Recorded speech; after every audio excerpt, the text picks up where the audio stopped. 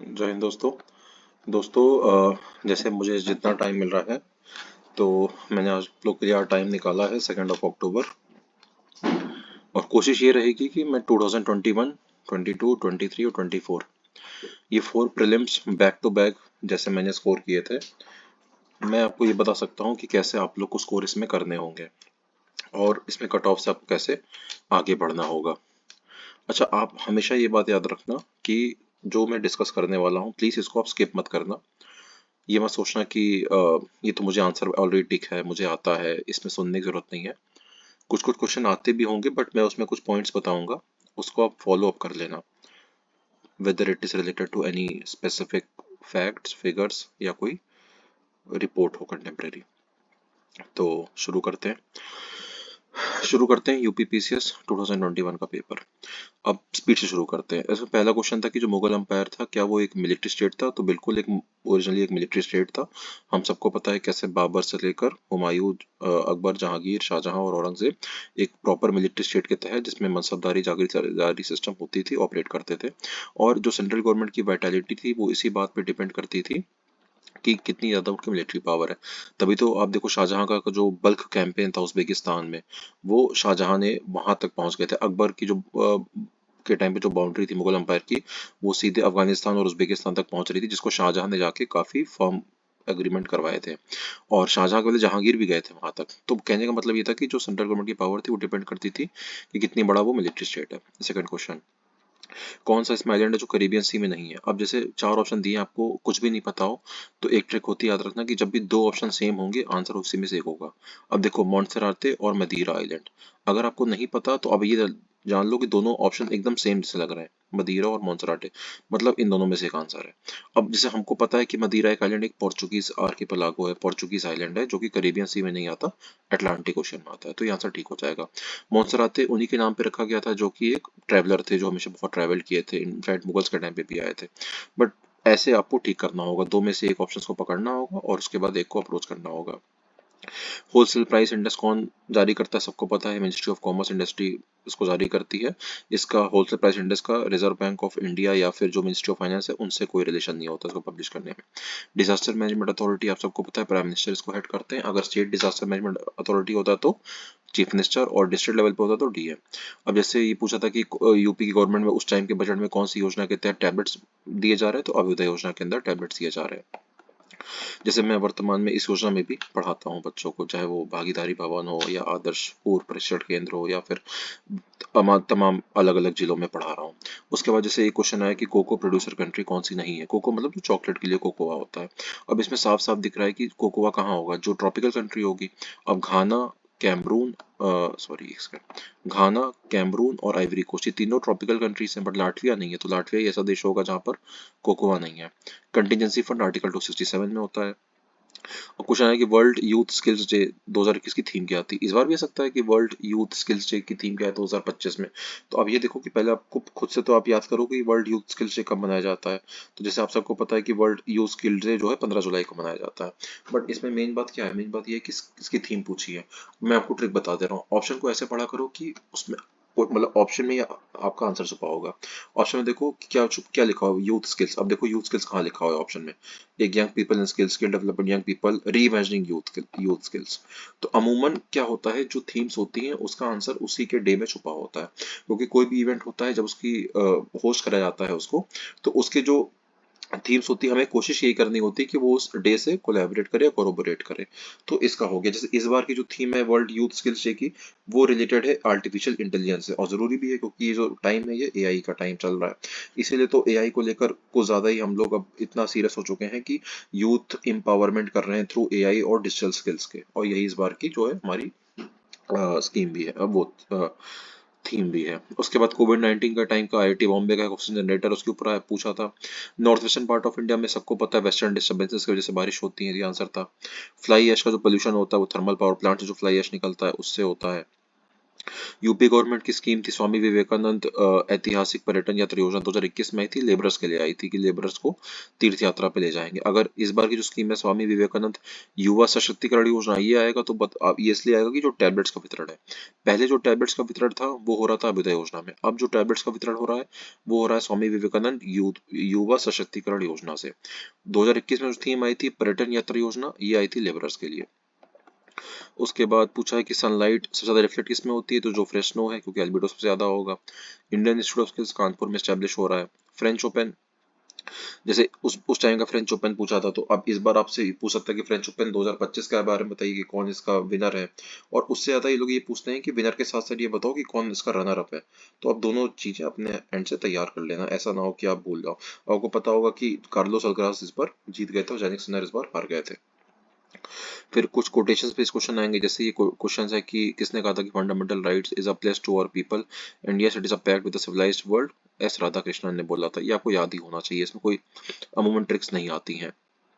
Riboflavin disease केलोसिस की वजह से होता है, ये भी पता है आपको। हरप्पन जो स्टेट मंडी, ये साइड मंडी है यूपी में है, ये मुजफ्फरनगर साइड में है। कौन सा इसमें ऐसा डिजीज है जो मॉस्किटो से नहीं होता, तो स्लीपिंग सिकनेस, क्योंकि ये सस्ते फ्लाइज होती हैं जो मक्खियां होती हैं उनसे होता है, तो इसको आपको ध्यान देना पड़ेगा। और बाकी मलेरिया है, फिलेरियासिस है, डेंगू है, ये सब मॉस्किटो से होते हैं, जैसे एडिस एजिप्टी मॉस्किटो है।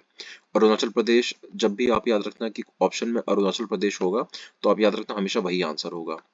इसका रीजन ये होता है कि अरुणाचल प्रदेश ऑप्शन बहुत हैवी वेट कैरी करता है। अगर ऑप्शन में अरुणाचल प्रदेश हो, ऑप्शन में अंडमान निकोबार हो, ऑप्शन में विजयनगर अंपायर हो, ऑप्शन में अकबर हो, ऑप्शन में अशोका द ग्रेट हो, ऑप्शन में समुद्रगुप्त हो, ऑप्शन में लक्षद्वीप हो, तो ये सब जो ऑप्शंस होते हैं बहुत हैवी वेट ऑप्शंस होते हैं। 99.9% ये होता है कि हमेशा आंसर यही होते हैं। अब जैसे ये तो पता ही है हमको कि पॉपुलेशन डेंसिटी जनसंख्या घनत्व सेंसस 2011 के तहत अरुणाचल प्रदेश में कम है, आंसर है, बट होता भी यही है, ये बताना चाह रहा हूँ। बोटुलिज्म कैसा डिजीज है, तो बोटुलिज्म ऐसा डिजीज है, जैसे देखो याद रखना कि जब भी आपको क्वेश्चन नहीं आता तो आप देखना कि चार में से दो ऑप्शन जो एक तरह के दिखते हैं। अब देखो इसमें फूड बॉर्न इन्फेक्शन और फूड बॉर्न इंटॉक्सिकेशन, तो इसका मतलब इन दोनों में से एक आंसर होगा। अब बोटुलिज्म में क्या था कि ये भी हो सकता था कि वाटर बॉर्न इन्फेक्शन और वाटर बॉर्न इंटॉक्सिकेशन। कहने का मतलब मेरा ये था कि जो दो ऑप्शन सेम जैसे दिखते हैं, आंसर हमेशा उन्हीं में से एक होता है। जैसे ये देखो दोनों की जो रीडिंग है, जो ऐसे वर्ड वर्बैटिम भी आप पढ़ोगे तो आपको सेम लगेगा, तो इस चीज पे आपको ध्यान देने की जरूरत है। जैसे ये खाने की जैसे मॉडलिज्म डिजीज होता है। वोटिंग एज जो हमने कम करी थी 21 से 18, वो 61st अमेंडमेंट एक्ट के तहत करी थी। रेडियो एक्टिविटी पे सवाल आया था कि एक न्यूक्लियर प्रॉपर्टी और हाइड्रोजन बॉम्ब जो बनाते हैं वो it is based on the principle of nuclear fusion, तो ये गलत है, ये न्यूक्लियर फ्यूजन से बनता है। अच्छा, जैसे मान लो इसको हमको पता है कि रेडियो एक्टिविटी में जो हाइड्रोजन बॉम्ब होता है वो न्यूक्लियर फ्यूजन से बनता है, दो लोग के फ्यूजन से, दो न्यूट्रॉन्स या दो एटम की फ्यूजन से हमको हाइड्रोजन बॉम्ब बनाते हैं, फिजन रिएक्शन से नहीं बनाते। अमूमन याद रखना जितने भी ऐसे फैक्चुअल स्टेटमेंट्स होते हैं, जैसे it is based on the principle of, it is situated in the फला फला एरिया, ऐसे करके वो हमेशा गलत दिया होता है स्टेटमेंट। तो hydrogen bomb is prepared on the principle of, ऐसे स्टेटमेंट हमेशा याद रखना गलत होते हैं, तो उसको काट दो, आंसर वन होगा। अब जैसे को एनटीपीसी यूनिट सिंगरौली के बारे में पूछा था, तो एनटीपीसी की ओल्डेस्ट यूनिट है, मुझे तो नहीं पता ओल्डेस्ट है कि नहीं, बट मुझे ये पता है कि हाँ सिंगरौली में थर्मल पावर प्लांट है, बहुत टाइम चल रहा है। क्वेश्चन पूछा था पहला वाला कि it is situated in northern part of Chhattisgarh, तो ये गलत है। ऐसा जब भी स्टेटमेंट आएगा it is situated in northern part of Chhattisgarh state, it is situated in southern part of फला फला कैप कंट्री या फला फला स्टेट, तो वो गलत होगा। और वैसे भी हमको भी पता है ये सोनभद्र में है, जो सिंगरौली है, तो गलत हो गया पहला स्टेटमेंट, दूसरा स्टेटमेंट ठीक हो गया। लाइट्स का डिफ्यूजन जो हमारे एटमॉस्फेयर में डस्ट पार्टिकल्स है उनसे होता है। उसके बाद इंटरस्टेट काउंसिल सबको पता है, आर्टिकल जो हमारा 263 है उसमें सरकारिया कमीशन है। कौन सा गलत दे रखा है, ऑरेंज में विटामिन सी होता है, ठीक है। स्टैच्यू ऑफ पीस उस टाइम राजस्थान में न्यूज में था। पीएम वाणी योजना सबको पता है वाईफाई से रिलेटेड है। सिंबल इको मार्क, ये 2021, 2022 और 2023 तीनों में ये सवाल रिपीट हुआ था। इको मार्क मतलब इन्वायरमेंटल से एसोसिएटेड होता है, और जब भी ऑप्शन में इन्वायरमेंट से रिलेटेड कोई आपको क्लू मिल रहा हो तो जान जाना कि वही आंसर होगा। तो यस आंसर यही है कि इको मार्क जो है वो सेफ गुड्स फॉर इन्वायरमेंट से रिलेटेड है। कौन सी फंडामेंटल ड्यूटी नहीं है, तो जनरल इलेक्शंस में वोट करना फंडामेंटल ड्यूटी नहीं है। नोबेल पीस प्राइज 2020 का डब्ल्यूएफपी को मिला था, 25 का आप लोग देख लो किसको मिला है। फिर इसमें पूछा है कि कौन सा रूलर करेक्टली मैच नहीं है, तो अगर जैसे हिस्ट्री जिसने पढ़ी इतना पता होता है कि मलिक सारवार ख्वाजा जहाँ, तो मलिक सारवार जो थे वो जैसे जौनपुर में जो शर्की डायनेस्टी थी उससे एसोसिएटेड थे, कि इन्होंने क्या किया था जो तुगलक डायनेस्टी के टाइम पे अपनी एक इंडिपेंडेंट स्टेट को बना लिया था। तो जो कि अपनी इंडिपेंडेंट स्टेट को बनाया तो वहां से अलग हो गए, तो उसका मतलब उन्होंने जौनपुर में अपना एरिया क्रिएट किया था, तो मालवा में तो था नहीं, तो ऐसे काट दो। अगर आपको ऐसे अभी इजी लग रहा है, एग्जाम टाइम में लगता है कि नहीं मतलब पहले से नहीं पता होता, राणा हमीर या राणा चुंडा या राजा फारूकी पे आप कंफ्यूज रहोगे, तो कोशिश करना यार थोड़ा सा इसमें आप मतलब सोचना कि मतलब कहाँ से क्या पढ़ा है, कौन हो सकता है कौन नहीं हो सकता। कुछ ना समझ में आए तो इसका हिंदी ट्रांसलेशन देख लो। कभी कभी क्या होता है कि जो इंग्लिश में नहीं कुछ कुछ क्लियर हो रही हिंदी में क्लियर हो जाती है, तो ऐसे किया करो, अगल बगल में देख लिया करो कि हम मलिक सरवर पर जहाँ कहाँ पढ़ा था मैंने, क्यों पढ़ा था, क्यों न्यूज में था। एकदम नहीं आ रहा तो छोड़ सकते हो। जैसे वर्ल्ड ट्यूबरकुलोसिस डे, अब जो वर्ल्ड ट्यूबरकुलोसिस डे की जो थीम है वो आपको पता होनी चाहिए 2025 में क्या थी, क्योंकि उस टाइम पे जब क्लॉक इज टिकिंग थी वर्ल्ड ट्यूबरकुलोसिस डे की theme. And 2025 world tuberculosis day theme जो थी मतलब आपको बता रहा हूँ, वो थी yes we can end tuberculosis, commit, invest and deliver. Option में ट्यूबरकुलोसिस भी होना चाहिए जो मैंने आपको बताया था थीम के बारे में। तो yes we can end TB, commit, invest and deliver इस बार की थीम थी। जीएसटी 101 अमेंडमेंट एक्ट के तहत आया था। इसमें फॉरेन मिनिस्टर एंटनी ब्लिंकन के बारे में पूछा था कि किस कंट्री के हैं, तो यूएस के हैं।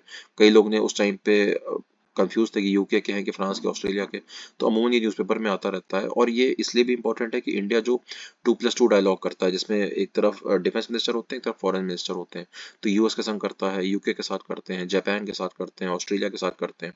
तो इन देशों के आप कॉमर्स जो होते हैं मिनिस्टर, और जो ये डिफेंस मिनिस्टर होते हैं फॉरेन मिनिस्टर के साथ साथ, थोड़ा सा ध्यान दिया करो। मतलब नहीं आता तो एटलीस्ट देख लो कि जैसे प्रेजेंटली में आप देख लो कि who is the defence minister of United states of America, तो आप को आइडिया लग जाएगा। जैसे इस वक्त जो हैं जो यूनाइटेड स्टेट्स के सेक्रेटरी ऑफ वॉर देख रहे हैं वो पीट हेगसेट देख रहे हैं, तो इस बार आ सकता है कि पीट हेगसेट कौन है।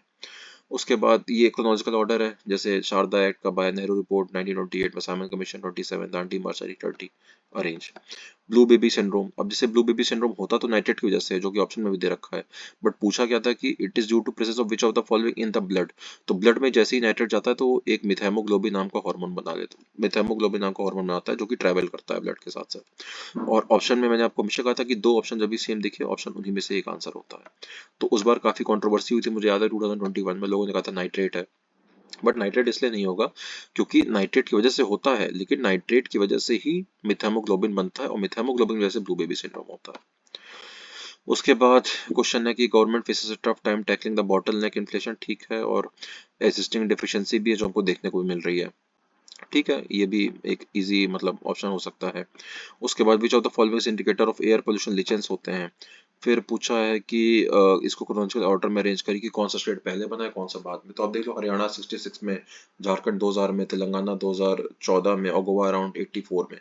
तो अब उसको अरेंज कर लो। दरसाना सॉल्ट वर्क गांधी जी के टाइम पे कौन था उस टाइम पे फॉरेन जर्नलिस्ट। तो याद रखना कि ऑप्शन में या तो फ्रैंको एफ लुइस होगा या वेब मिलर होगा। एफ लुइस मुझे याद है 1942 में जब क्विट इंडिया मूवमेंट था तब कवर कर रहे थे, तो वेब मिलर जो थे वो सिविल डिसोबीडियंस मूवमेंट में कवर कर रहे थे। जो फिलिप्स प्रैट थे ये एक कम्युनिस्ट मूवमेंट से एसोसिएटेड थे। ओजोन डे जो था वो 16 सितंबर को मनाया जाता है और काफी न्यूज में भी रहा है। जैसे इस बार आपको थीम पता होना चाहिए कि वर्ल्ड ओजोन डे 2025 थीम। अब ये थीम क्या है, तो आप लोग लिखो उस थीम को, याद करो कि from science to global action. जैसे अभी एग्जाम अक्टूबर में है आपको, तो आने का चांस कम है, बट पता होना चाहिए कि हाँ साइंस से लेकर ग्लोबल एक्शन जो है वो उसकी थीम है। उसके बाद बर्थ रेट के बारे में पूछा था कि अर्बनाइजेशन जो है उससे बर्थ रेट कम होता है, ठीक है। हाई लिटरेसी रेट बर्थ से रिलेटेड, ठीक है, कोई दिक्कत नहीं है। ये डायरेक्टली स्टेटमेंट आया था जो 2021 में लोग एग्जाम दे रहे थे कि यूपी का जो पॉपुलेशन कंट्रोल बिल है उसके ऊपर दो स्टेटमेंट दे दी है कि बिल क्या एम करता है और इसमें प्रेजेंट फर्टिलिटी रेट क्या है। तो ये हम लोग जब बिल को याद करते थे मीन्स पॉइंट ऑफ व्यू से, तो उस टाइम पे ये डेटा हम लोग को याद रहते थे कि जो टोटल फर्टिलिटी रेट है वो उस टाइम पे कितनी थी 2.7, और हमने टारगेट किया है कि इसको 2.1 पे लेके आना, बाद में कुछ टाइम बाद इसको 1.7 पे भी लेके आना है। 2026 और 2030 अलग अलग टारगेट्स थे। तो इसको थोड़ा सा ध्यान देना कि हाँ टारगेट्स याद होने चाहिए। जैसे इस बार मैंने अभी एक पिछला जो वीडियो बनाया था उसको देख लेना, उसमें ये बताया था कि कैसे नेशनल स्पोर्ट्स पॉलिसी के क्या टारगेट्स हैं या फिर नेशनल स्पेस पॉलिसी के क्या टारगेट्स हैं। टारगेट्स में अमूमन डेटा जनरली गलत दिए जाते हैं, बट अगर कभी कभी ये होता है कि एग्जैक्टली जो लाइन्स होती है वो कॉपी कर ली जाती है बिल से, जैसे इसमें एग्जैक्टली वो लाइन कॉपी करी गई। प्लस ये पता भी होना चाहिए था क्योंकि बहुत न्यूज़ में भी रहा था। उसके बाद ये था क्वेश्चन पॉलिटी का, जिसमें रेसिडुअल पावर्स जो है वो गलत दे रखा है कि रेसिडुअल पावर जो ऑस्ट्रेलिया से इसमें दे रखा है कि ऑस्ट्रेलिया से ले नहीं, हमने रेसिडुअल पावर जो है वो कनाडा से ले रखी है। तो ये पता होना चाहिए, ठीक है। उसके बाद हेडक्वार्टर्स मेंशन करने थे। अब जैसे आपको पता होगा तो आप कर ही लोगे, बट जैसे कुछ कुछ चीज़ें पता होनी चाहिए, ठीक है। जैसे ऑयल एंड नेचुरल गैस को जो हमारा कमीशन है इसका हेडक्वार्टर नई दिल्ली में है। आपको एक मेट्रो स्टेशन भी देखने को मिलता है ओएनजीसी के नाम से। उसके बाद जैसे ये है नेशनल मिनरल डेवलपमेंट एनएमडीसी, तो एनएमडीसी हैदराबाद में है। और जो एल्यूमिनियम से रिलेटेड कंपनियां हैं वो मैक्सिमम हमारे या तो छत्तीसगढ़ में है, उड़ीसा में है। तो नालको नालको है भुवनेश्वर में, तो डी का वन हो गया। प्लस ऐसे भी इसको कर सकते थे तुम, ये देखा करो इन सब ऑप्शंस में कि कोई पैटर्न दिख रहा है तो देखो डी का वन, एक दो तीन, तीन ऑप्शन में डी का वन दिख रहा है, इसका मतलब डी का तो वन ही होना चाहिए। उसके बाद बाकी तीनों को सॉल्व कर लो। ये भी एक तरीका सही होता है करने का। उसके बाद G7 समिट पे ऊपर क्वेश्चन आया था कि यूके जो उस टाइम पे चेयर कर रहा था और क्या ब्राजील एक गेस्ट कंट्री था, तो उस टाइम में ब्राजील को हमने गेस्ट कंट्री के तौर पे नहीं बुलाया था। इस बार की जैसे G7 समिट हुई थी तो उसमें कौन कौन से गेस्ट कंट्री थे कौन कौन से नहीं थे उसको एक बार पढ़ लो, अभी जैसे कुछ दिन बचे हुए हैं, ताकि थोड़ा याद रहे कि G20 में ब्राजील में हुआ तो कौन आया था। इस बार की जो ब्राजील की G20 समिट थी वो कौन सी थी, 19 थी या 18 थी, इसको ध्यान दो क्योंकि इस बार बीपीएससी में भी क्वेश्चन पूछा था, बड़ा ट्रिकी क्वेश्चन पूछा था कि 18 थी या 19 थी और इंडिया था या ब्राजील था, ऐसे करके। उसके बाद कौन कौन से गेस्ट कंट्री थे, ब्रिक्स में कौन कौन से गेस्ट कंट्री हैं, G7 में कौन से हैं। तो एक बार गूगल करोगे आपको मिल जाएगा। पब्लिक अकाउंट्स कमेटी में, ठीक है, सीएजी से रिलेटेड है। उसके बाद जब भी हम लोग ये जो नगरीकरण का जो वो होता है ग्राफ अर्बनाइजेशन का, इसमें पूछा था कि कौन सा जो है स्टेट वो एक्सेलरेशन का स्टेज है। तो ठीक है, एक्सेलरेशन स्टेज याद रखना है, या तो वो सेकंड होगा या थर्ड होगा। क्यों? क्योंकि फर्स्ट स्टेज में कभी कोई चीज़ एक्सेलरेट नहीं करती है और लास्ट स्टेज जो होती है उसमें भी कभी कोई एक्सेलरेट नहीं करती है। फर्स्ट स्टेज में हम स्टार्ट करते हैं चीज़ों को समझना, धीरे धीरे आगे बढ़ना, और जो लास्ट स्टेज होती है उसमें हम हमेशा डाउन जाते हैं। Second stage is the probable ऐसी स्टेज होती है जिसमें हम सोचते हैं कि हमको एक्सेलरेशन चाहिए, चाहे वो हमारी डेली लाइफ हो, चाहे वो हमारा ग्राफ हो, चाहे वो हमारा इन्फ्लेशन हो, इकोनॉमी हो, नगरीकरण हो, कोई भी कर्व हो। ये आप हमेशा ध्यान रखो। जैसे राजा रणजीत सिंह ने अदालत आला कहाँ पे सेटअप किया था, तो मुझे याद है जब उस टाइम पे मैंने दिया था तो मैं कंफ्यूज था, मुझे पता नहीं था कि अमृतसर है लाहौर, बट मुझे इतना पता था कि पंजाब में मैक्सिमम काम तो अमृतसर में राजा रणजीत सिंह ने पंजाब में किया था और उनका मैक्सिमम टाइम लाहौर में रहा था। लाहौर में उन्होंने बहुत सारे काम किए थे। तो मैंने कहा फिरोजपुर और मुल्तान तो इसलिए नहीं होगा क्योंकि ये तो आज की जो सिटीज हैं इसमें बहुत सारे छोटे छोटे काम होते रहते थे। बट अगर कोई अदालत है आला, एक सुप्रीम कोर्ट टाइप की किसी राजा ने बनाई है, तो वो ऐसी जगह बनाएंगे जहाँ पर उनकी खुद की कोई एक सीट होनी चाहिए, कोई एक आइडेंटिफिकेशन मार्क होना चाहिए। तो लाहौर मार्क किया और लाहौर आंसर भी था। तो ऐसे भी क्वेश्चन को आप अप्रोच कर सकते हो। नीति आयोग का एसडीजी इंडेक्स, इसमें रैंकिंग पूछी जाती है हर साल, से उस बार गुजरात थी, ठीक है। सोकोत्रा आइलैंड पे सवाल आया था, सोकोत्रा आइलैंड यमन का एक आइलैंड होता है इसलिए गलत हो गया, और इसमें गलत भी दे रखा है, ओमान दे रखा है, और ये यूनेस्को की एक साइट है, बहुत टाइम से है, 2008 से, ठीक है। उसके बाद पूछा था कि उत्तर प्रदेश की मुख्यमंत्री स्वरोजगार योजना, इसमें कौन सा एलिजिबिलिटी क्राइटेरिया गलत दे रखा है, तो साफ साफ दे रखा है इसमें citizen from any state of India. ऐसा हो नहीं सकता कि कोई इंसान केरला का हो, तमिलनाडु का हो या फिर कर्नाटक का हो और यूपी की गवर्नमेंट की स्कीम का लाभ ले रहा हो। तो ये ऑप्शन साफ साफ गलत दिख रहा है, तो ये आंसर है। राज्यसभा में कौन सा बिल, तो मनी बिल नहीं हो सकता। जीरो वार क्या होता है, क्वेश्चन आर के जस्ट पहले होता है। तीर्थंकर के ऊपर पूछा था, तीर्थंकर के ऊपर देखो हमेशा पूछेगा आपसे कि अयोध्या में कौन थे, वाराणसी में कौन थे, या बटेश्वर में कौन से हैं, कौशाम्बी में कौन से हैं। अमूमन या तो इनका एक आइडेंटिफिकेशन जो बर्थ प्ले मार्क होता है वो पूछता है कि वो उनके से मतलब उनसे रिलेटेड कौन सा प्लेस है और निर्माण का, या फिर वो पूछेगा कि उनका सिंबल कौन सा है।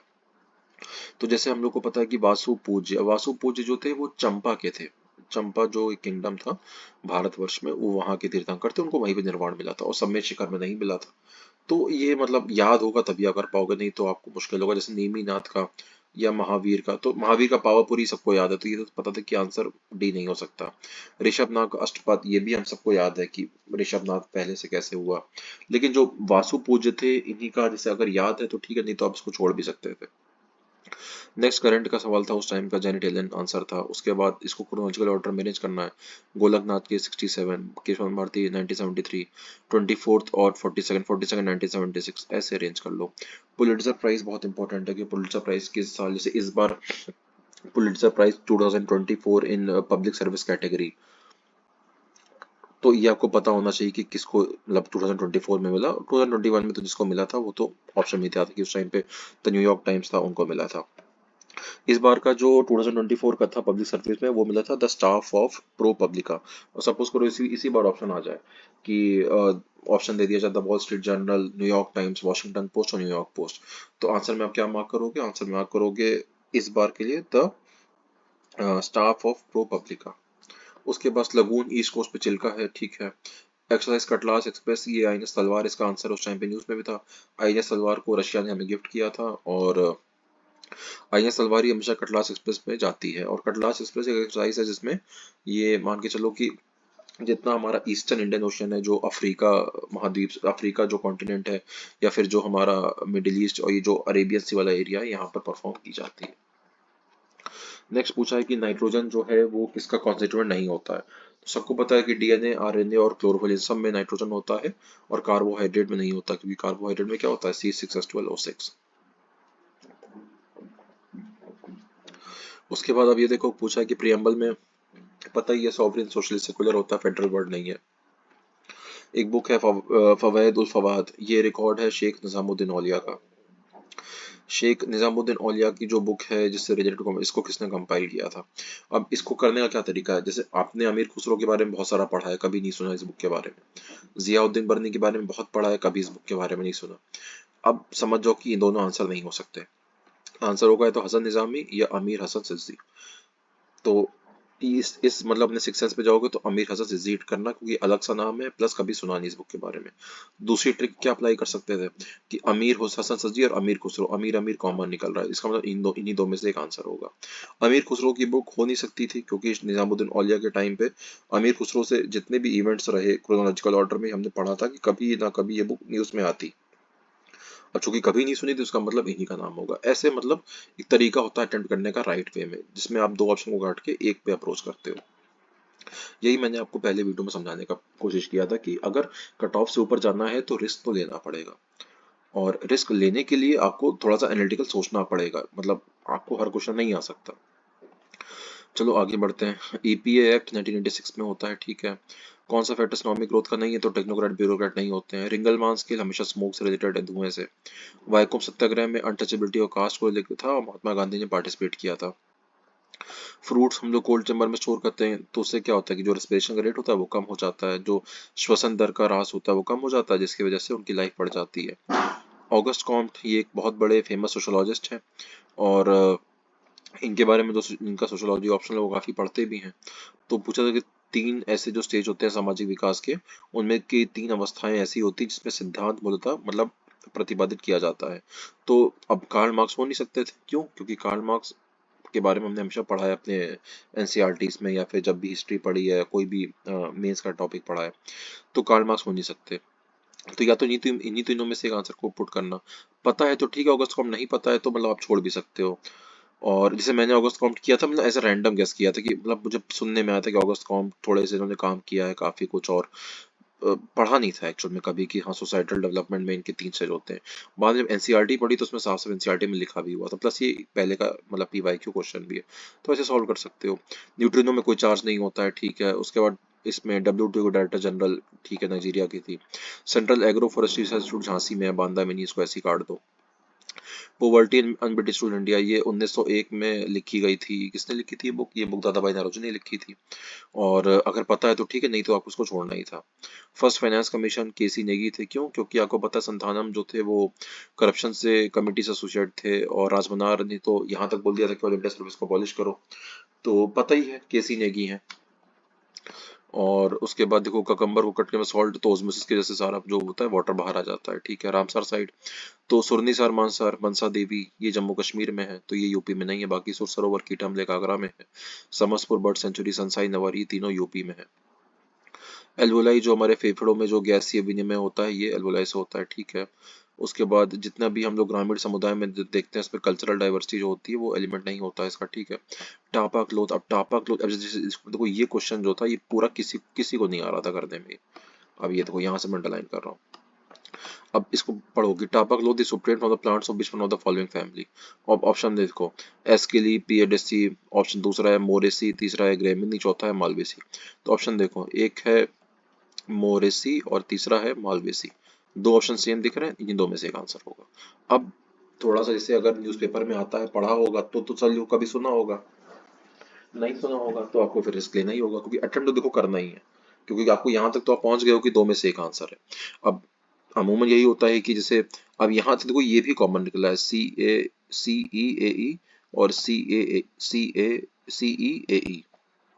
तो इसका मतलब इन्हीं प्लांट्स में से एक फैमिली से होगा, तो इन्हीं में दो में से एक टिक करना था। तो देखो ये रिस्क की बात है, उसमें गलत भी हो सकता है, ऐसा नहीं है, लेकिन अगर सही हो गया तो आपको फिर मिलेगा जो उतना नंबर मिल रहा है, और अगर गलत हो गया तो ठीक है, वो कटेगा 1/3। लेकिन मैं तो यही कहूंगा कि आप रिस्क लो, जब दो ऑप्शन तक पहुंच रहे हो तो छोड़ो मत। एकदम ही कोई ऑप्शन नहीं मिल रहा तो बिल्कुल अटेंड मत करो, नहीं तो नेगेटिव हो जाएगा पूरा। पोर्टफोलियो सिस्टम, काउंसिल एट 1861, जब भी पोर्टफोलियो सिस्टम देखना तो जान जाना कि 1861 से एसोसिएटेड है ये। उसके बाद देखो कि इकोसिस्टम के कंपोनेंट्स इंटरडिपेंडेंट हैं, इसमें लिखा है नॉट, तो नहीं गलत है, इंटरडिपेंडेंट होते हैं, ध्यान से पढ़ना नॉट है कि नहीं है। और human activities have the impacts, होता ही है, बिल्कुल सही है। नेक्स्ट, इसमें पूछा है कि कौन सा स्कीम यूपी बजट में आया था। तो उस टाइम पे 21-22 के बजट में देखोगे तो कृषक समन्वित, मुख्यमंत्री सक्षम सुपोषण, प्रवासी श्रमिक, ये सब तीनों जो थी यूपी गवर्नमेंट की स्कीम्स थी। चौथा था कि नहीं था युवा उद्यमिता विकास अभियान, तो ये उस टाइम पे नहीं आई थी।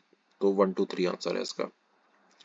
अब जैसे वाटरफॉल हमेशा हम लोग पढ़ते ही ज्योग्राफी में रटते हैं हमेशा, तो हुंद्रू वाटरफॉल सुबर्णरेखा नदी पे है, चचाई बीहत पे है, धुआंधार नर्मदा पे है, बूढ़ा गग जो है वो बूढ़ा रिवर पे है, बूढ़ी रिवर पे, ये जो झारखंड में किऊल जिला है, जहाँ पे जब हम लोग चितरंजन आसनसोल के पहले जब किऊल पड़ता है तो वहाँ पे बूढ़ी रिवर फ्लो करती है, तो कंचई रिवर, तो ये गलत दे रखा है, ये झारखंड में है वैसे भी। उसके बाद जो दूध होता है वो उसका खट्टापन आता है लैक्टिक एसिड से, उसको ऐसे ही काट दो, नाइट्रिक दे रखा है। उसके बाद माउंट रेनियर यूएसए में है, तो ए का 4 हो गया, तो 4 हो गया। उसके बाद माउंट एटना, तो माउंट एटना सबको पता है कि ये इटली में है, तो 1 हो गया। माउंट पैराकुटीन, पैराकुटीन जो माउंटेन है वो होता है मेक्सिको में, तो ऐसे टिक करके अपना ऑप्शन आपका ये वाला हो जाएगा। एलपीजी गैस जो होता है उसमें ब्यूटेन होती है। अच्छा, ये सब पूछा था कि इंडियन गंगा रिवर बेसिन में कौन सी नदी नहीं है। तो जो जोंक रिवर है वो नहीं है, तो इसको याद कैसे करोगे, तो मैंने उस टाइम पे अपने में याद किया था कि सुंदर परी जोंक तेल, ये सुंदर परी जोंक तेल, इसको सुंदर परी जोंक तेल महानदी नदियों की ट्रिब्यूटरी होती है, सहायक नदियां होती हैं, तो जोंक नहीं हो सकता। बाकी पुनपुन, जलांगी, अजोय होगी, और नहीं भी पता है तो बट आपको ये पता है कि जोंक नहीं है तो फिर आंसर आ गया। खून में जो ग्लूकोज लेवल होता है ये कैसे मेजर करते हैं, मुझे याद है इसमें कई कई लोगों ने ऑफ मरकरी मार्क कर दिया था, इतना मतलब स्ट्रेस हो जाता है कभी कभी एग्जाम में लास्ट में। तो इसमें देखो ऑप्शन भी तो पता ही होता है कि हमको जब भी हम लोग जांच कराते हैं तो आता ही है ग्लूकोज लेवल हमारे में क्या है, मिलीग्राम प्लस डेसीलीटर। नहीं भी पता होगा तो इतना तो पता होगा कि और दो ऑप्शन सेम दिख रहे हैं, आंसर इन्हीं में से एक होगा, इन दोनों को काट दो। अब ऑफ मरकरी, मरकरी हमेशा क्या होता है, प्रेशर से रिलेटेड होता है बैरोमीटर में, तो और जो ग्लूकोज लेवल होगा वो डीएल से होगा, डेसीलीटर से, आंसर। सारा सर्टिफिकेट का मिला उस टाइम पे नोएडा में हुआ था। नोबी और कांटो प्लेन्स ये जापान में है, ज्योग्राफी में याद कर लो। इंडिया का क्लाइमेट चेंज नॉलेज पोर्टल, इसको 2020 में इनॉग्रेट किया था, अब कब किया था, अब ये तो क्वेश्चन कोई मतलब आई नहीं इसका सर पैर। सितंबर, अक्टूबर, नवंबर, दिसंबर, अब पता है तो ठीक है, नहीं तो इसको तो छोड़ दो। तो ये क्वेश्चन जो था ये पूरा छोड़ने वाला क्वेश्चन था, इसको तो आपको कभी अटेम्प्ट ही नहीं करना चाहिए था। याद है तो ठीक भी है। राम प्रसाद बिस्मिल किस जगह से एसोसिएटेड, आजादी का अमृत महोत्सव में पूछा भी था, उस टाइम पे न्यूज में भी था, तो शाहजहांपुर। उसके बाद एशियाटिक सोसाइटी ऑफ बंगाल, ये विलियम जोन्स इससे एसोसिएटेड थे, कई लोगों ने इसमें वॉरेन हेस्टिंग्स मार्क किया था, बट वॉरेन हेस्टिंग्स नहीं होगा, विलियम जोन्स उसका एशिया, और ये तो पीवाईक्यू में दे भी रखा है। देखो ये क्वेश्चन है next, with reference to net zero goal for 2050 which of the following statement is are correct. तो देखो क्वेश्चन क्या है, it means that a country will bring down its emission to zero by 2050, तो ऐसा ही नहीं, इसमें तो डेवलपिंग कंट्री होती है, डेवलप्ड कंट्री होती है, और दोनों के टारगेट अलग अलग होते हैं, सबके एक हो ही नहीं सकते, क्योंकि विकसित और विकासशील दो देश अलग अलग अपने टारगेट सेट करते हैं। प्लस दूसरा ट्रिक ये है कि जब भी ऐसा ऑप्शन दिया जाएगा कि बाय दिस बाय दैट, तो वो सब अमूमन 99% गलत होते हैं, तो बाय 2050 इसका मतलब ही गलत होगा। और दूसरा ऑप्शन ठीक भी है कि ठीक है, ग्रीन हाउस गैसेस को रिमूव करना एटमॉस्फेयर से। उसके बाद देखो कि क्या पूछा है कि council of ministers Lok Sabha Rajya Sabha में दोनों में रिस्पॉन्सिबल हैं, तो नहीं लोकसभा में होते हैं, और मेंबर्स दोनों के हो सकते हैं मिनिस्टर, ठीक है। ये सेस के ऊपर सवाल आया था कि कितने जो है इसमें, कितने मतलब सेस लगाए जाने हैं कितने प्रोडक्ट्स पे, तो 29, ये थोड़ा फैक्चुअल क्वेश्चन था। पब्लिक सर्विस कमीशन में president after inquiry by supreme court, तभी हम हटा सकते हैं, ठीक है। ब्लैक सी, तो ब्लैक सी का बॉर्डर सीरिया से नहीं लगता, ये तो आपको पता ही है। ब्लैक सी का मतलब ज्योग्राफी में मैप देखो तो टर्की, जॉर्जिया और बल्गारिया, इन तीनों का बॉर्डर लगता है, सीरिया का नहीं लगता है। नेक्स्ट देखो, क्रोनोलॉजिकल ऑर्डर में अरेंज करना था, कौन सा ट्रेवलर पहले आया कौन सा बाद में आया। इसको करने का क्या तरीका था, पता है तो ठीक है, नहीं पता है तो ये सोचो कि थॉमस रो, ये पता है कि थॉमस रो जहांगीर के टाइम पे आए थे पहला, ठीक। दूसरा, जैसे कई लोगों ने पढ़ा होता है तो ये पता होता है कि विलियम हॉकिंस और थॉमस रो ये दोनों आसपास थे। आसपास थे कहने का मतलब ये लोग जब आए थे तो उसी टाइम पे आए थे जब जहांगीर का टाइम था। राल फिच जो थे वो अकबर के टाइम पे आए थे, तो अकबर के टाइम पे आए थे, तो उसका मतलब टू सबसे पहला होना चाहिए। तो टू एक ही ऑप्शन में सबसे पहले है, वो है ऑप्शन ए। उसके बाद अगर आपको ये नहीं पता कि राल्फ फिच अकबर के टाइम पे आए थे, तब थोड़ा सा मुश्किल हो जाएगा। तब आप सोचोगे कि या विलियम हॉकिंस भी हो सकता है, या थॉमस रो होगा, या निकोलस डॉन्टन होगा। तो थोड़ा सा तब आपको मुश्किल होगा, तो इसलिए आपको ट्रेवलर्स का जो टेक्नोलॉजी है वो याद करनी चाहिए। प्लस राल्फ फिच के बारे में लिखा भी होता है, ये अकबर के टाइम पे जब इनको एलिजाबेथ ने डिग्री दी थी कि ठीक है आप जाइए ट्रैवल करिए और ईस्ट इंडिया कंपनी के लिए बात करिए सेटअप के लिए। चलो नेक्स्ट देखो, कैपिटल फॉर्मेशन पे सवाल पूछा था, ठीक है। तो कैपिटल फॉर्मेशन डिपेंड्स करता है सेविंग्स पर, और इन्वेस्टमेंट भी एक एसेंशियल फैक्टर होता है कैपिटल फॉर्मेशन का, दोनों स्टेटमेंट ठीक है। इसके बाद बायोस्फीयर सिंपली पाल सबको पता है, उड़ीसा में पंचमढ़ी, एमपी में नंदा देवी उत्तराखंड, और नौकरी मेघालय में, ठीक है। उसके बाद नौजवान सभा, तो नौजवान सभा में ये अंबिका चक्रवर्ती जो थे वो नहीं थे, बाकी भगत सिंह, यशपाल और शब्बीर दास थे। तो थोड़ा सा मुश्किल था ये करना सवाल, थोड़ा सा आपको याद होगा तो इजी रहेगा। बाकी इंडोनेशिया का जो वेस्ट से ईस्ट हमको आइलैंड को रन करना हो तो पता है, सुमात्रा, जावी और लोम्बोक और बाली, तो ये थोड़ा ज्योग्राफी में याद भी कर लो। और दिख भी रहा है सुमात्रा जावा, तो इसका मतलब इन्हीं दो में से एक आंसर होगा। अब क्वेश्चन ये था कि सुमात्रा जावा लोम्बोक बाली या सुमात्रा जावा बाली लोम्बोक, तो ऐसे थोड़ा सा याद कर लेना, बस ऑप्शन इन्हीं दो में से एक होगा, क्योंकि दिख भी रहा है दोनों एक जैसे। Saline water lake, Sambhar lake है, ठीक है, राजस्थान में। पहला म्युनिसिपल कॉर्पोरेशन मद्रास में सेटअप हुआ था। अमर्त्य सेन के लिए नोबेल लॉरेट की ने एक बुक लिखी थी जुलाई 2021 में, the home in the world, ठीक है, ये भी ध्यान दो। सेंसेक्स जो होता है वो टोटल कितनी मतलब ब्लू चिप कंपनीज से रिलेटेड होता है, तो 30। अब जैसे ये क्वेश्चन नहीं भी पता तो छोड़ सकते थे ये सब चीजें। जैसे ये क्वेश्चन है कि चीफ इलेक्शन कमिश्नर कौन थे, और चीफ जो इलेक्शन कमिश्नर में वुमेन कौन थी, तो पता होना चाहिए कि रामा देवी है या सुकुमार सेन है। टोटल फैक्चुअल क्वेश्चन था, इनका टेन्योर क्या था, 1950s 60s में था। और मतलब ये थोड़ा सा फैक्चुअल क्वेश्चन डाला गया था कि जैसे फर्स्ट फाइनेंस कमीशन के चेयरमैन कौन है, फर्स्ट चीफ इलेक्शन कमिश्नर कौन है, या जैसे 2024 के पीसीएस में टीम पूछा था कि जो फर्स्ट वुमेन सुप्रीम कोर्ट की जज थी वो किस स्टेट की गवर्नर रही थी किस टाइम के लिए। तो जो फर्स्ट होता है वो थोड़ा सा आपको देखना ही पड़ेगा, तो एक बार जो इंडियन पॉलिटी की बुक है उसमें अपेंडिक्स में देखना, पीछे लिखा होगा कि first finance commission, first national commission for scheduled caste, scheduled tribe, first national women's commission, या नेशनल वुमेन्स कमीशन में कौन मेंबर रहा है, तो ये सब थोड़ा देख लेना आप। उसके बाद पूछा कि स्मॉलेस्ट डिस्ट्रिक्ट कौन सा, तो हापुड़ है। इसको टफ बनाने के लिए क्या कर सकते थे, कहते थे कि ये हापुड़ है, या भदोही है, या बागपत है, या शामली है। तो चारों को जैसे मान लो ऑप्शन दे देंगे, हापुड़, बागपत, शामली, और कौन सा बोला था, हापुड़, बागपत, शामली और भदोही, संत रविदास नगर। अब अरेंज करो। अब देखने या सुनने में पता है कि चारों छोटे छोटे हैं, सबसे छोटा तो हापुड़, ये बात सही है, बट बाकी तीनों को फिर अरेंज करने के लिए एक बार देख लेना इनका ऑर्डर। उस टाइम का हार्ट ट्रांसप्लांट क्रिस्टीन बेनार्ड ने किया था। मेकोंग नदी, अब जैसे देखो अभी तुम सब लोग बच्चों को बताया था कि जब भी ऐसे क्वेश्चन आएगा कि Mekong delta situated in southern Cambodia, ऐसे गलत दी, ये सब चीजें गलत दी होती हैं कि सिचुएटेड इन ये वो, जितनी भी नदियां होती है सबको पता है कि तिब्बत का जो पठार है वहां से उसका उद्गम होता है। तो मेकोंग का उद्गम तिब्बत के पठार से, तो स्टेटमेंट बिल्कुल ठीक है, होता भी है नदियों का। बट इसका जो डेल्टा होता है वो कंबोडिया के दक्षिण में नहीं होता, तो ये गलत स्टेटमेंट हो, और अमूमन जो इस टाइप के स्टेटमेंट होते हैं वो गलत भी होते हैं। नॉर्मल विजन आंखों के लिए, जो समान दृष्टि के लिए विटामिन वो रेटिनॉल की आवश्यकता है, ठीक है।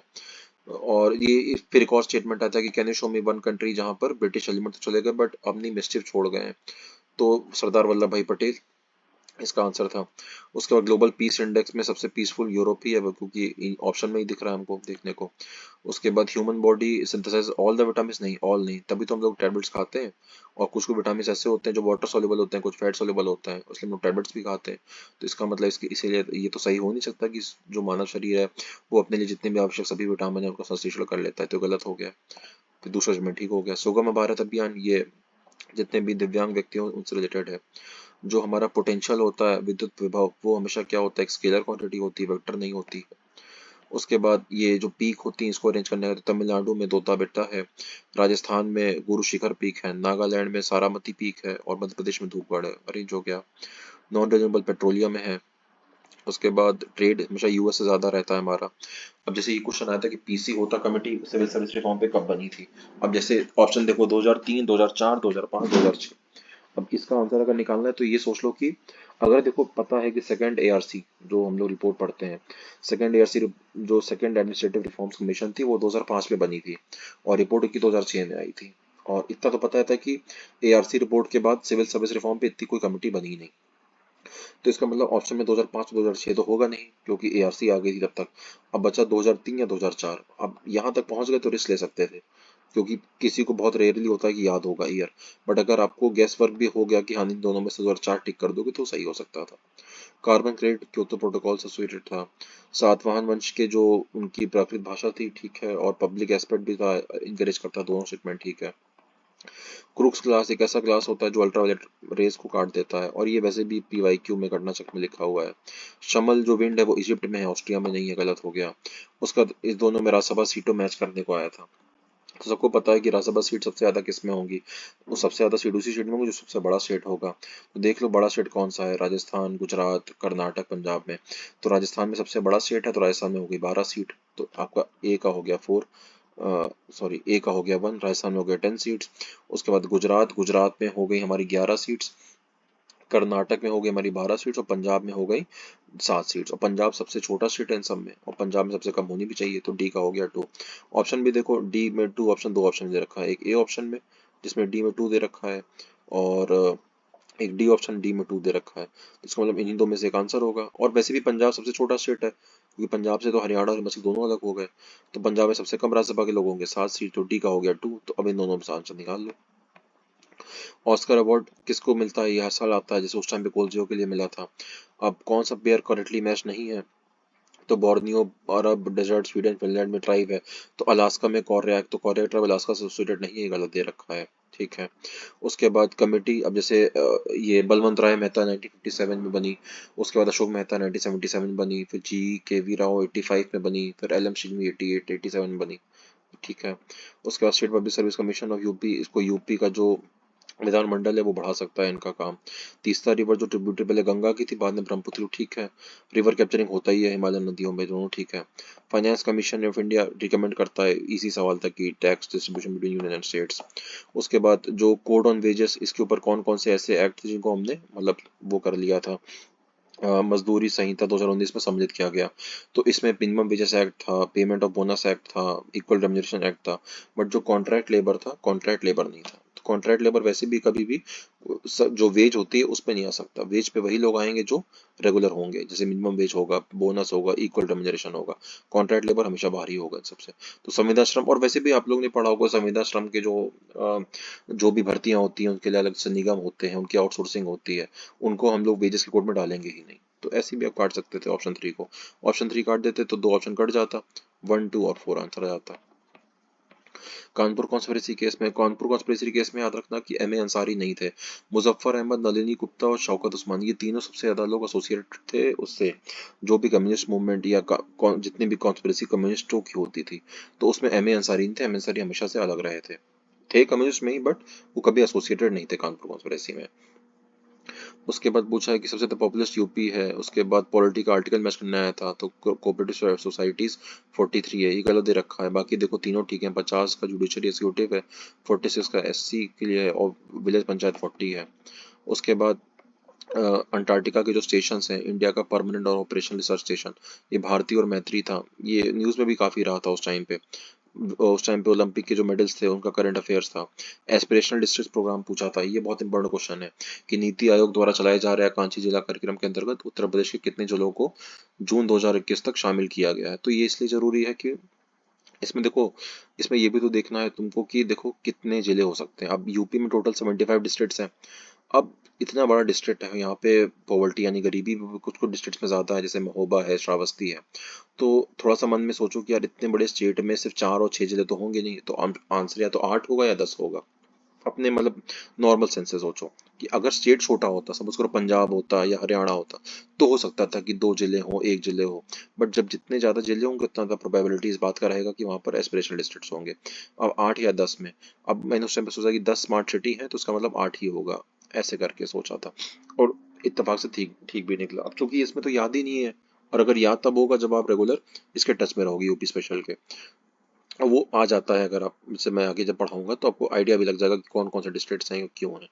वर्ल्ड पॉपुलेशन रिपोर्ट कौन देता है? Population fund. तो दिख भी रहा है पॉपुलेशन रिपोर्ट, और इधर भी दे रखा है पॉपुलेशन फंड आंसर।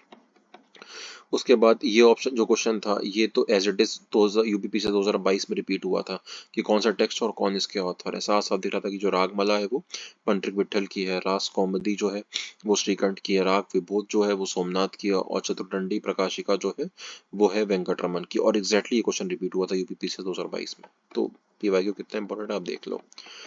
उसके बाद प्रेसिडेंट ऑफ इंडिया के स्पीच के ऊपर ठीक है वो देते हैं लोकसभा राज्यसभा के सेशन में, और जब भी कमेंसमेंट होता है जनरल इलेक्शंस में, और फर्स्ट सेशन में भी ठीक है। और प्रेसिडेंट जो होते हैं वो इन्फॉर्म करते हैं पार्लियामेंट में जितने ठीक है समझ के बारे में। फिर उसके बाद पूछा द ग्रेट रीसेट इनिशिएटिव, उस टाइम पे न्यूज में रहा था तो किसका है? तो द ग्रेट लग जाएगा तो समझ आना वर्ल्ड इकोनॉमिक फोरम का है, क्योंकि वर्ल्ड बैंक जो है वो तो सोशल प्रोटेक्शन के लिए काम करता है। ओईसीडी जो है वो इकोनॉमिक कोऑपरेशन एंड डेवलपमेंट, ये यूरोपियन देशों के तहत ज्यादा काम करता है। यूएनसीटीएडी इसे कहते हैं United nation conference on trade and development, इसको हम लोग अंकल टाड भी कहते हैं अपने नॉर्मल लाइफ में समझने के लिए। तो ये जो यूएनसीटीएडी है ये इन्वेस्टमेंट रिपोर्ट जारी करता है। ओईसीडी जो है वो मनी लॉन्ड्रिंग या फिर यूरोपियन देशों के लिए काम करता है। वर्ल्ड बैंक जो है वो काम करता है सोशल प्रोटेक्शन इंफ्रा के लिए। तो वर्ल्ड इकोनॉमिक फोरम ही है जो हमेशा काम करेगा द ग्रेट रीसेट इनिशिएटिव की पूरे वर्ल्ड लेवल पे काम करने के लिए, और ये है भी। क्लोव जो लॉन्ग होती है वो किसका निरूपण है? सबको पता है, फ्लावर बर्ड। कई सारे यूट्यूब पे आपको वीडियो दिख जाते हैं। हेडलाइन इन्फ्लेशन जो हम लोग हमेशा पढ़ते हैं ना तो इसमें इसका जो मापन है वो किस आधार पे किया जाता है? तो कंज्यूमर प्राइस इंडेक्स का कंबाइंड, इसमें रूरल अर्बन दोनों होंगे। उसमें प्रेसिडेंट ऑफ इंडिया जो होता है, फाइनेंस कमीशन की जो क्वालिफिकेशन के बारे में पूछा है, तो पता है कि पार्लियामेंट करता है, प्रेसिडेंट नहीं करता, और चेयरमैन और मेंबर्स को प्रेसिडेंट अपॉइंट करता है, ठीक है। उसके बाद जैसे आम आदमी बीमा योजना, अब जैसे मोदी जी 2014 में पीएम बने थे, उसके बाद ये न्यूज में तो हमने कभी नहीं सुना कि आम आदमी बीमा योजना आई है। तो इसका मतलब ये जो स्कीम है ये 2014 के पहले ही होगी। तो इसका मतलब 2014 के पहले एक ही ऑप्शन दे रखा है 2007। तो 2007 हो गया आम आदमी बीमा योजना का, तो ए का हो गया 3। ए का हो गया 3 तो आंसर निकल गया। बाकी आपको अगर पता है तो ठीक है, नहीं पता है तो आंसर निकल जाएगा यहीं से। उसके बाद इंडियन नेशनल कांग्रेस का सेशन किसने प्रिसाइड नहीं था? तो बाल गंगाधर तिलक ने कभी प्रिसाइड नहीं किया था। तो ये तो जैसे हिस्टोरिकल क्वेश्चंस है। तो इसका मतलब जितने भी हमने 150 क्वेश्चंस पढ़े हैं उसमें आपको ये समझाने का प्रयास किया है कि देखो, पढ़ा है तो कर लोगे, नहीं पढ़ा है तो सोचना कैसे है। सोचने के लिए कुछ कुछ तरीका होगा, थोड़ा सा एनालिटिकल सोचना, ऑप्शंस को देखना, एनालाइज करना। अब 2022 और 2023 और 2024 का जब करेंगे तो आपको और आइडिया लगेगा।